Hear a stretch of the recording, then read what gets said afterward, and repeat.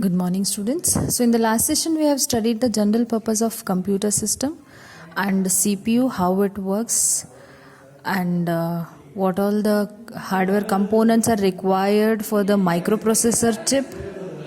Okay, then we have studied regarding the embedded system.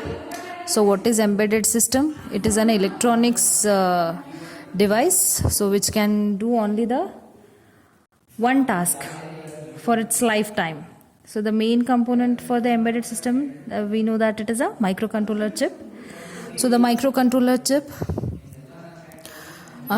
it has an important, you can say, microcontroller chip is consisting the RAM, ROM, input I ports. Under the input I ports, the output and input ports will come, and the timers on the single IC chip. So best example for the embedded system, it is as printer.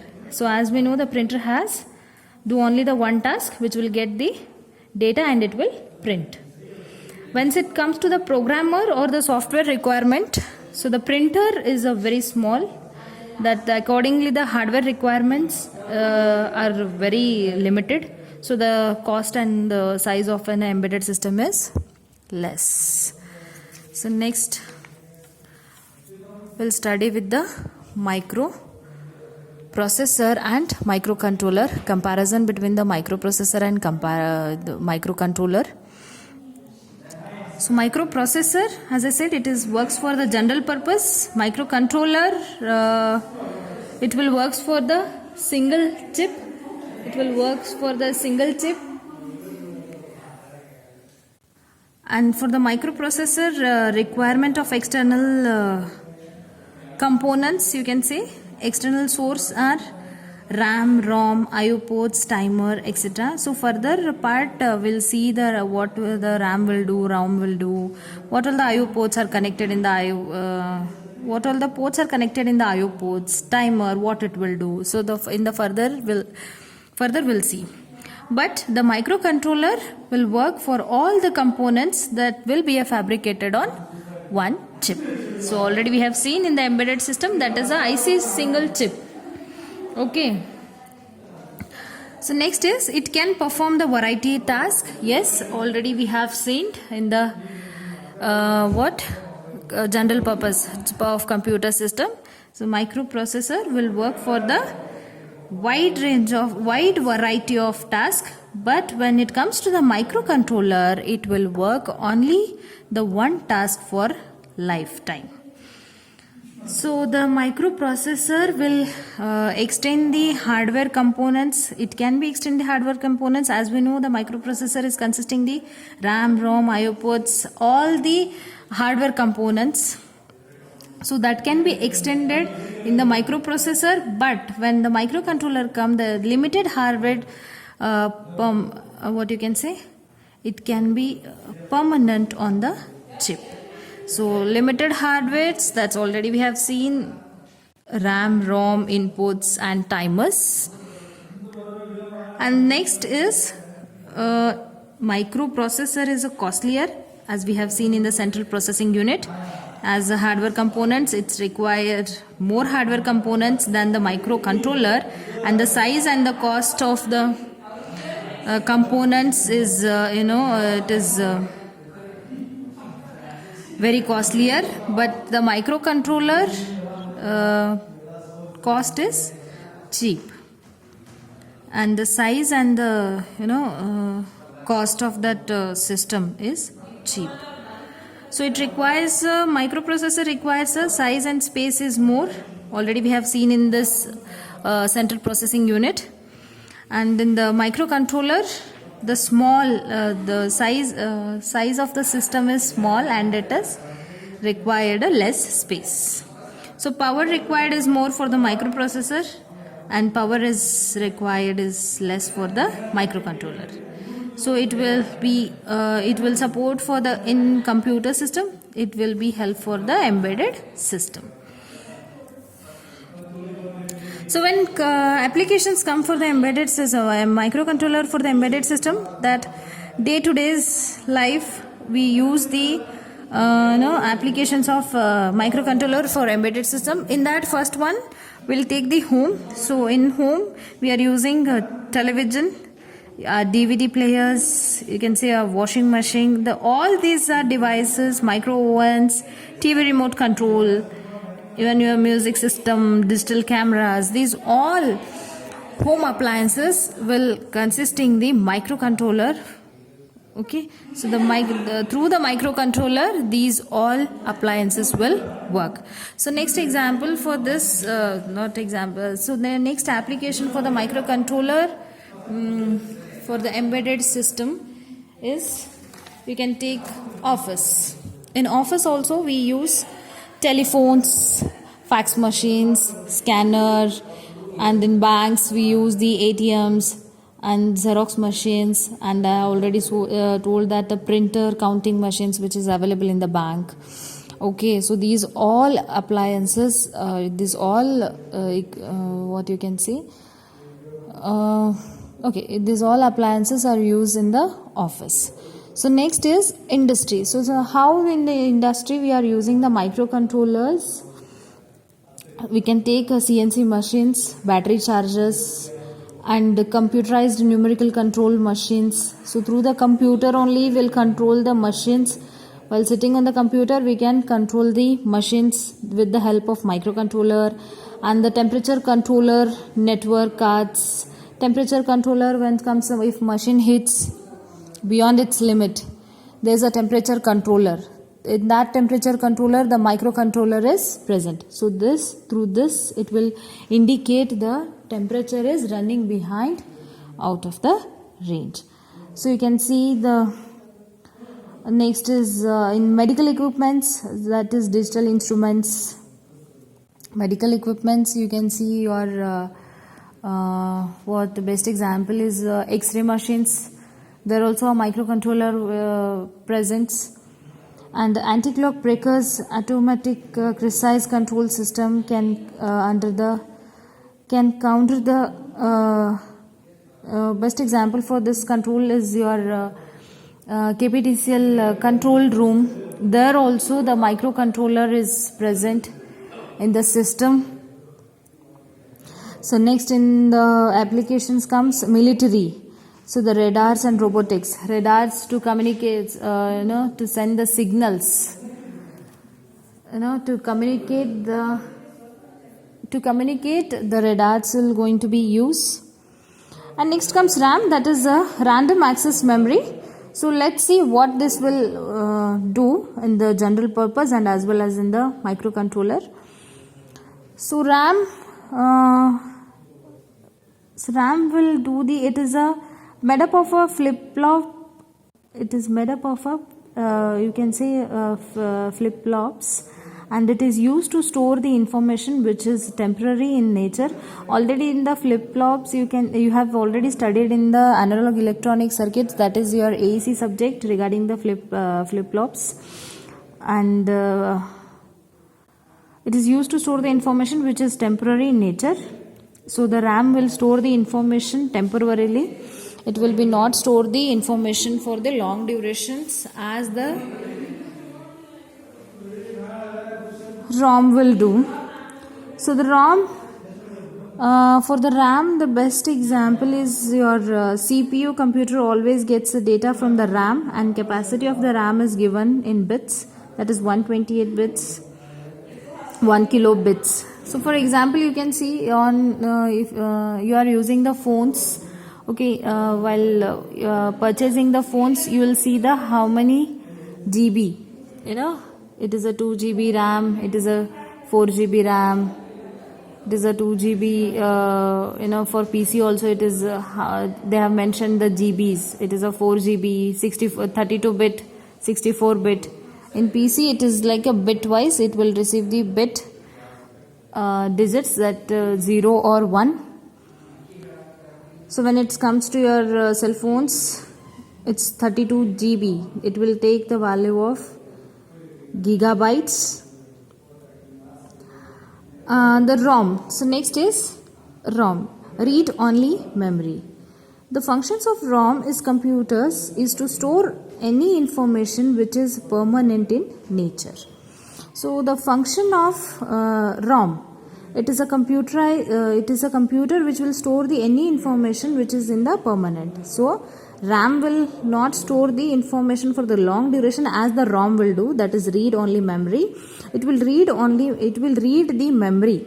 The function of this ROM, it will store the information for the permanent in nature. For example, you can see the program that are essential for the working of computer, that is testing and scanning, is if the computers are programmed to display on the monitoring. For example, they are saying that the programs are essential to work the computer. To run the computer or to work on the computer, the programs are very essential. And testing and scanning, some programs are essential. If computers programs to display on the monitor also has some programs, then only it will display your data. It has some program, it will read that program, then it will display that data on your screen or else on your monitor. So RAM and ROM are also known as the primary memory. So under the microcontroller, the RAM and RAM and ROM are also known as a primary memory.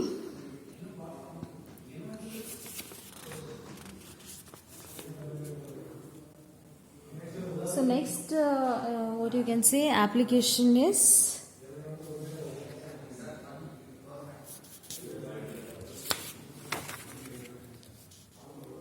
data bus. So how this data bus will work in the system? So data bus is a group of a wire. On each wire in a single binary bit can be transferred. So data bus is a group of a wire on the single binary chip.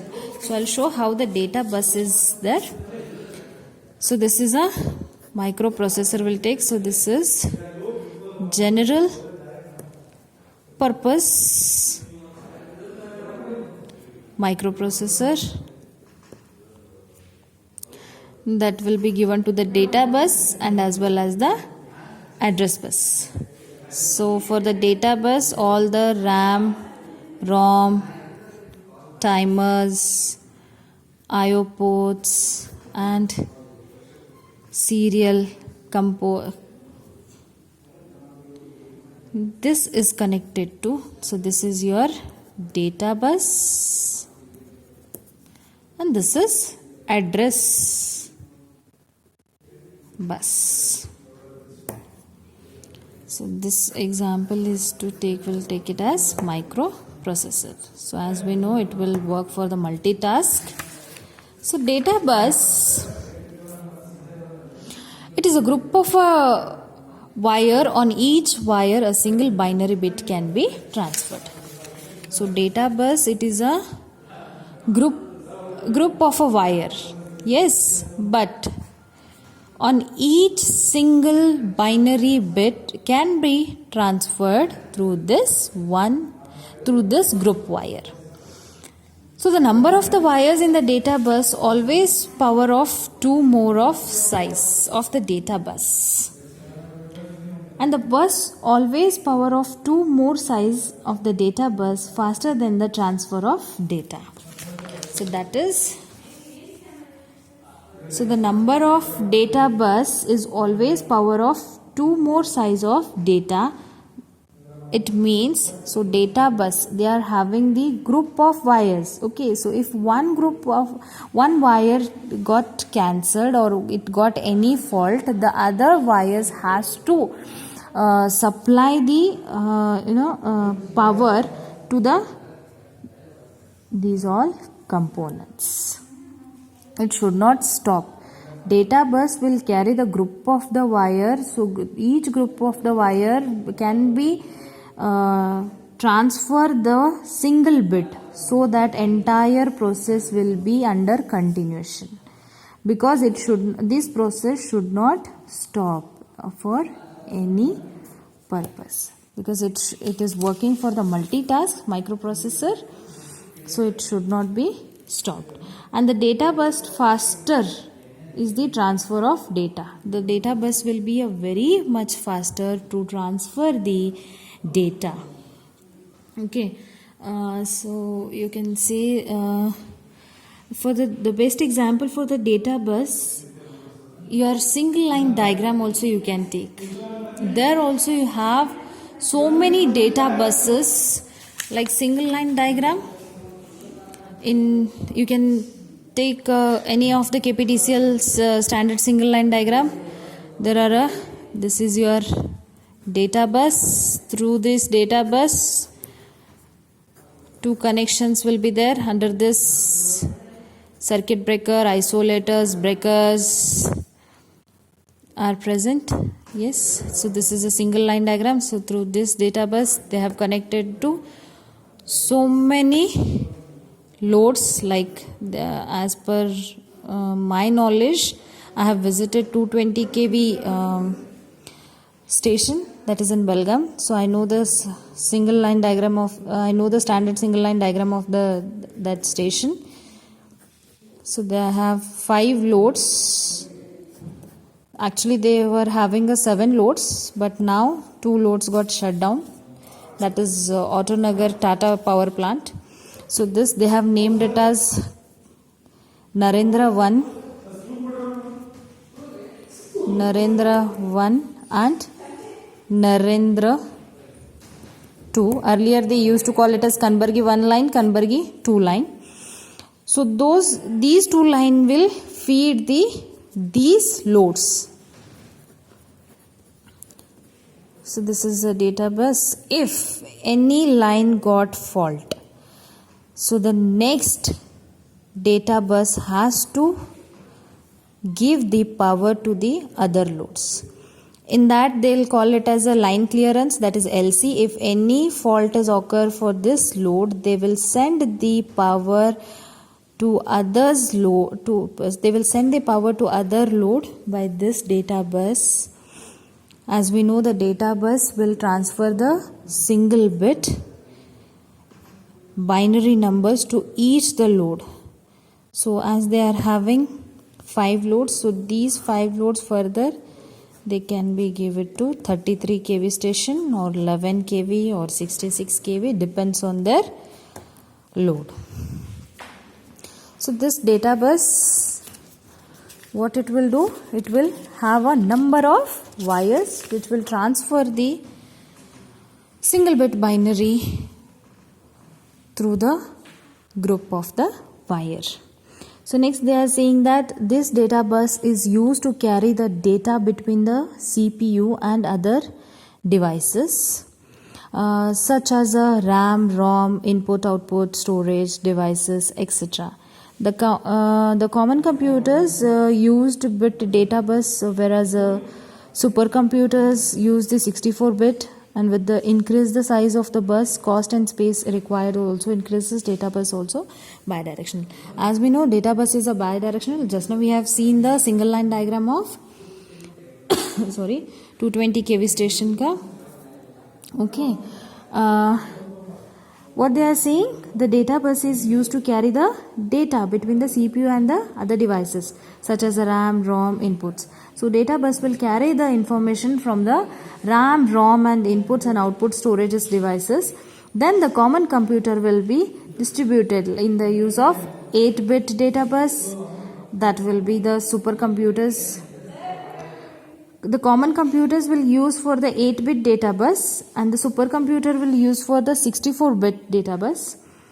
With the increase in the size, the bus cost and the space is also increased. So the data bus works as in the bidirectional. So what we have studied regarding data bus? So data bus is a group of a wire which is a single binary bit. It can be transferred. And also we have seen how the data bus will supply the powers to the other equipments, and also we have seen the single line diagram of 220 kV station, that is Belgaum 220 kV station, how data bus will work. And then we have seen the data bus is very faster. It is a very faster to transfer the data, and it will use to carry the data between the CPU and other devices such as RAM, ROM, input storage, output storage devices. The common computers which will use the 8-bit data bus, whereas the supercomputer will use the 64-bit data bus.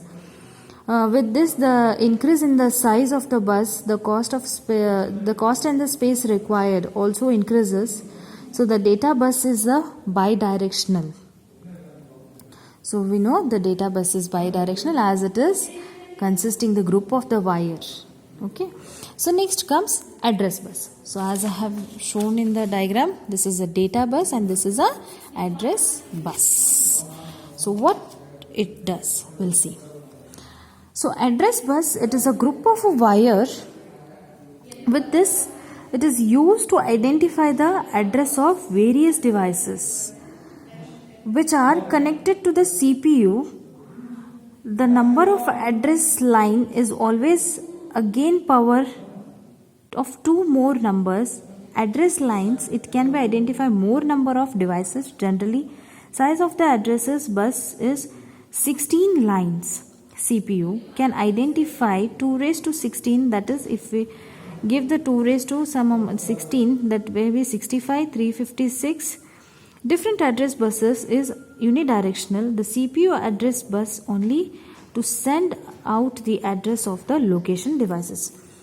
So what they are saying is, why we require the address buses? It is a group of a wire. With it is used to identify the address of various devices. So it will address the various devices. Yes, here you can see it will addressing the various devices. Okay. So next, which are connected to the CPU. Number of address lines are connected to the CPU. So this is your general purpose microprocessor which will connect it to the CPU. So your address bus is connected to the CPU. So next, what they are saying? It is identify the more number of devices. So the more number of devices are connected to the address buses. Okay. So next they are saying is what? The size of the address bus is 16 lines. Then the CPU can identify that is 2 raised to 16. 65, 356. The different addresses is the unidirectional. The CPU address bus only to send out the address of locations devices. The CPU will address the bus only to send the address of the location of devices. See this diagram. So this is the address bus. It will identify the location to which device it is going to be send the information. It will decide this address bus. So data bus, what it will carry? It will carry the information from the RAM and ROM. Then the address bus, what it will do? It will search the location for which location I have to send the information. Okay. So next is IO ports. So what IO ports will do? So these are the set of pins to which an inputs and output device can be connected generally, and an IO ports will have 8 pins. It is termed as a 8-bit IO ports. So what IO ports will do? So it is a set of pins which I have already told. IO ports will consisting the input and as well as the output. It can be connected generally, and input ports will have the 8 pins. So it is termed as the 8-bit IO ports. So next is what the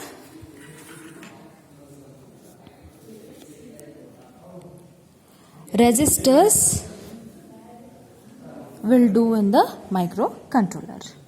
So resistors are the memory locations. The CPU uses the register to store the data temporarily. The register time can be 8-bit, 16-bit, 32-bit or 64-bit. The data can be processed is stored in the registers. So this registers or memory locations are so these registers are located in the CPU that will use the registers. So CPU will use the registers to store the data for the temporarily. The size of the registers you can see that is 8-bit, 16-bit, 32-bit or 64-bit. The data can be proceed is stored in the register. So whatever the data is proceeding, that will be stored in the registered. Okay. So next ALU, that is arithmetic and logical operation. So in this, what kind of operation is going to be performed? Either it may be addition, subtraction, multiplication, divide, and or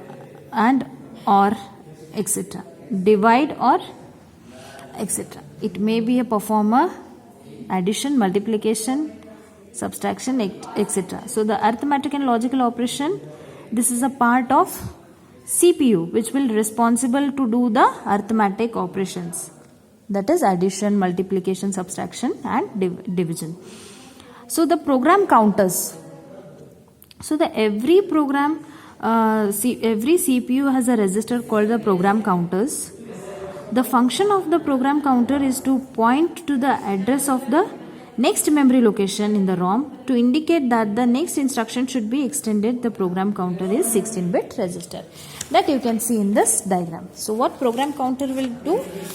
For every CPU,